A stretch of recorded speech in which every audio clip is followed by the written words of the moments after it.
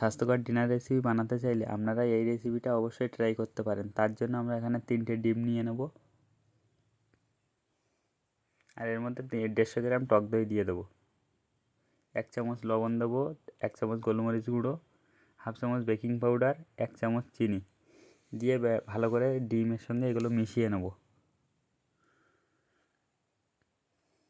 এর মধ্যে 250 গ্রাম ময়দা অ্যাড করব। ডিম আর ময়দার ব্যাটারটা যখন এরকম একটু টাইট হয়ে যাবে তখন রুম টেম্পারেচারে রাখা 2 কাপ দুধ দিয়ে দেবো।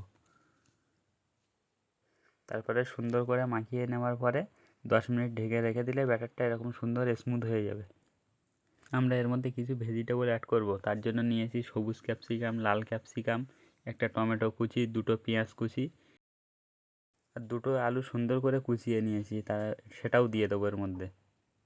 ঝালের জন্য 1 চামচ লঙ্কা কুচি দিয়ে দেবো, ধনেপাতা কুচি দিয়ে দেবো, আর তারপরে সুন্দর করে মিশিয়ে নেব।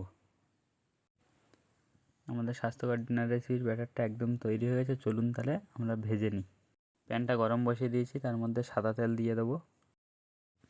ব্যাটারটা দেওয়ার পরে আমরা একদম লো ফ্লেমে 2 মিনিট ঢেকে রেখে দেবো। 2 মিনিট হয়ে গেছে, এবার খুলে নেব ঢাকনাটা।